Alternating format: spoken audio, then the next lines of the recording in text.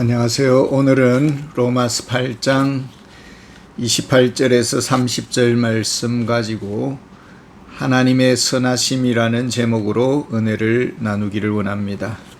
하나님은 선하십니다. 우리를 향하신 거룩한 목적을 가지고 있습니다.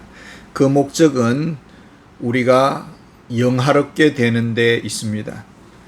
우리의 영화로움이라는 것은 하나님의 형상을, 아들의 형상을 본받는 거룩의 과정이 있습니다.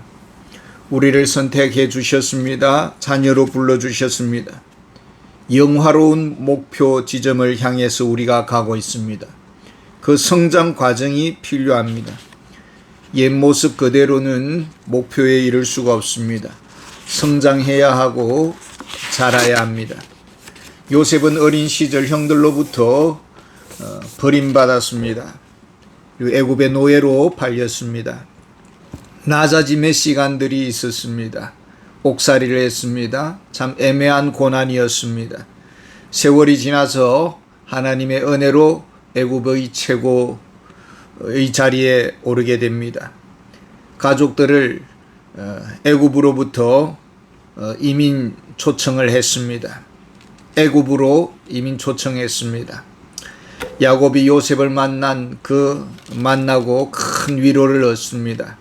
요셉의 형들은 야곱이 죽고 나면은 이제 큰 벌을 받을 것이다 라고 생각을 했습니다. 죗값을 치를 때가 온 것입니다. 야곱이 죽고 난 이후에 요셉 앞에 형들이 무릎을 꿇습니다. 이때 요셉은 말하기를 형들은 나를 해하려고 했지만 하나님은 그것을 선으로 바꾸셨다. 그렇게 말씀을 하고 있습니다. 그리고 많은 백성들을 생명을 구원하게 하시려고 했다라는 것입니다. 얼마든지 책망할 수도 있고 꾸짖을 수 있는데 과거를 덮어버렸습니다. 그리고 형들과 그 모든 식솔들을 책임지겠다고 약속해 주고 있습니다.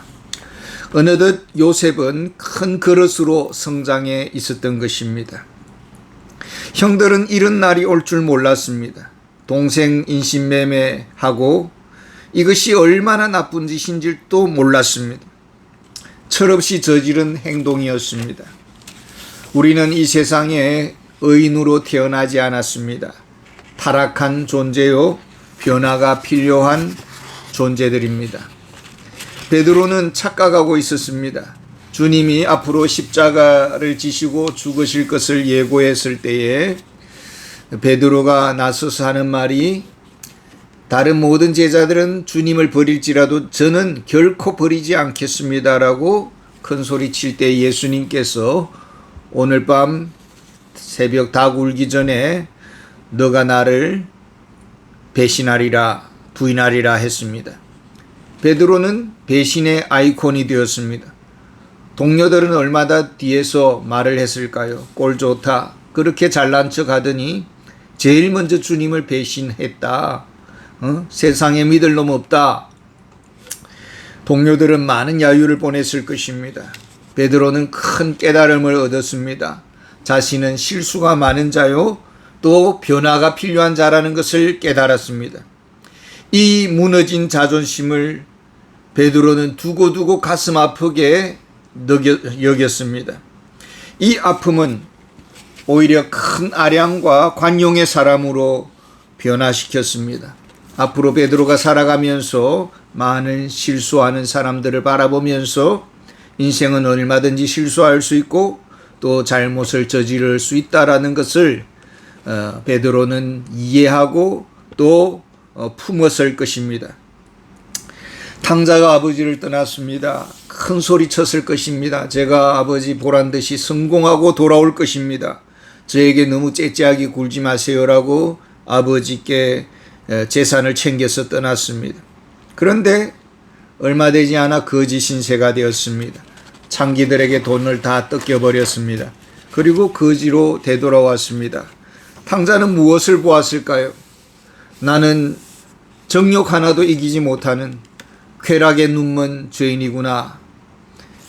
이렇게 자신의 나약함을 깊이 깨달았습니다. 대사도 바울은 로마 성도들에게 기도를 요청합니다. 두 가지 기도 요청을 합니다. 하나는 신변의 위협을 당하고 있다. 목숨을 노리는 자들이 있으니까 나를 여기서 건진받게 해달라고 기도 요청을 하고 있고, 또 하나는 예루살렘에 구제 헌금을 가지고 가는데 예루살렘 성도들이 자존심 상해하면서 우리를 뭐 거지로 보느냐, 그런 거 필요 없다라고 이렇게 거부할까봐 걱정을 했습니다. 그러니까 예루살렘 성도들이 마음을 너그럽게 가지고 우리의 사랑을 받아줄 수 있도록 로마 성도들이 좀 기도해달라, 이렇게 구하고 있습니다. 대사도입니다. 천국에도 다녀오고 예수님과 직통하는 사람입니다. 그런데 성도들에게 기도를 요청을 하고 있습니다. 이것은 무엇을 말합니까? 사도 바울은 은혜가 없이는 살 수 없다라는 것을 잘 알고 있었습니다. 성도들의 기도가 필요한 자라는 것을 알고 있었습니다. 기도를 요청하는데 주저하지 않았습니다. 세상은 변수가 많습니다. 기도가 필요합니다. 하나님이 도와주셔야 되는 것입니다. 사도의 이 귀한 직분을 수행합니다.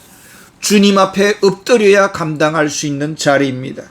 자기 마음대로 주장하고 소리치고 그러면은 될 수가 없습니다. 수많은 사단의 덫이 그 앞길을 가로막고 있습니다. 그래서 영적으로 녹슬지 않아야 되고 주님의 은혜를 늘 간구하는 그런 낮아짐이 필요한 것입니다. 욥은 동방의 의인이었습니다. 큰 사람이었습니다. 존경받는 사람이었습니다. 하나님은 사단의 시험을 허용하십니다. 왜 그래 했을까요? 의인은 음란이 하나도 없다는 이 사실을 보여주기 위해서입니다. 고난이 없었다면 욥은 자신이 얼마나 선한 일을 많이 했는가를 너무나 잘 알고 있는 사람입니다. 그럼에도 불구하고 이런 사단의 시험이 없었다면, 아픔이 없었다면 그 속에는 교만의 암덩어리가 자라고 있었을 것입니다.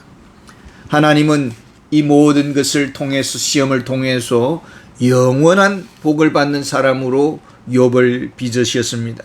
주님은 말씀하십니다. 히브리서 12장 6절에 주께서 그 사랑하는 자를 징계하시고, 고린도전서 11장에는 이런 일들이 있습니다. 교회 안에 문제가 발생했습니다. 약한 자들이 많이 생겨나고 또 병든 자들이 많이 생겨나고 급사해서 죽는 자들이 많이 일어났습니다. 여기에 대해서 사도 바울은 이렇게 진단을 내리고 있습니다. 고린도전서 11장 10절에 보면 우리가 우리를 살폈으면 판단을 받지 아니하려니와, 우리가 우리를 살폈으면 주의 성찬에 임할 때에 준비된 마음으로 참여했어야 했다라는 것입니다.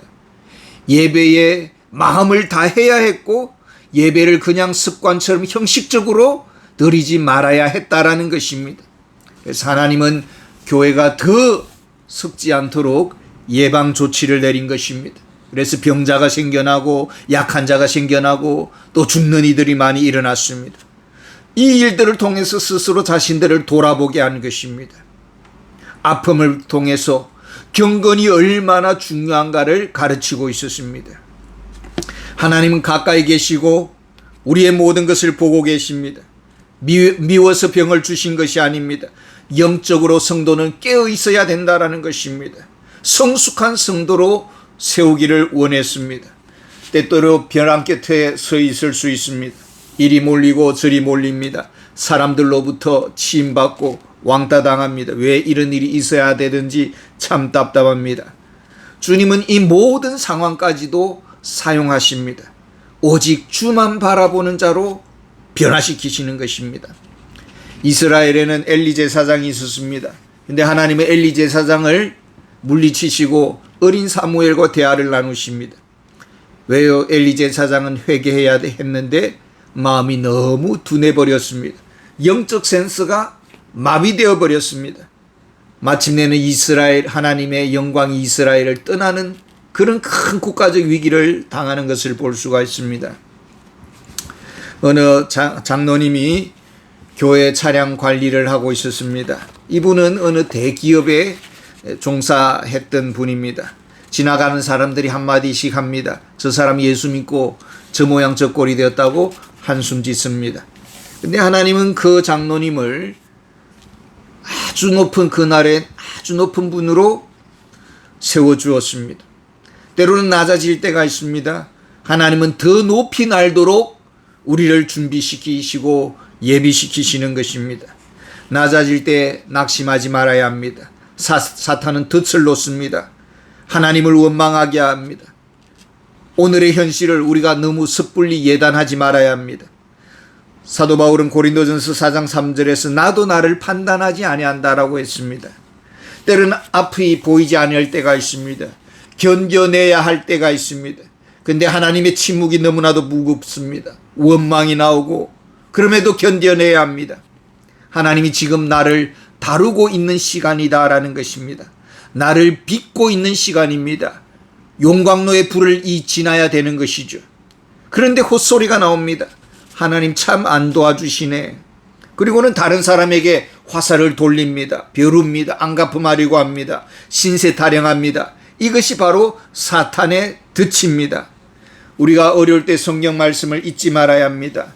주께서 참으로 그들을 미끄러운 곳에 두시고 파멸에 던지시니 악한 자를 결코 하나님은 봐주지 않습니다.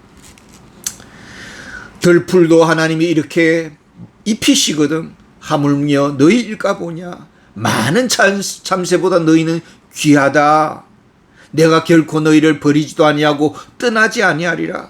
하늘과 땅의 모든 권세를 내게 주셨으니 내가 세상 끝날까지 너희와 항상 함께 있으리라. 히브리서 12장 2절에 보면은 오직 하나님은 우리의 유익을 위하여 그의 거룩함에 참여하게 하셨느니라. 가혹한 현실을 지날 때가 있습니다. 기분 좋은 치료는 없습니다. 제가 개인적으로 죄송하지만 내성 발톱으로 알았습니다. 그리고 수술을 받았는데 발톱에 마취를 했음에도 불구하고 그 고통이라는 것은 그 발톱을 잘라내는 그 고통이라는 것은 뭐 말할 수가 없습니다. 치료가 쉬운 것입니까? 성장한다는 것이 거저되는 것일까요? 요나는 니느웨에서 복음을 전하라는 하나님의 명령을 받았지만은 다시스로 배를 탔습니다. 폭풍을 만나고 물고기 뱃속에 던져졌습니다. 사흘 동안 죽을 고생을 하다가 니느웨에 토해졌습니다. 요나의 그 모습은 어땠을까요? 이제는 가라 하면 가고 오라 하면 오는 그런 순종의 사람으로 변화되었을 것입니다. 우리에게 이런 은혜가 있기를 원합니다. 감사합니다.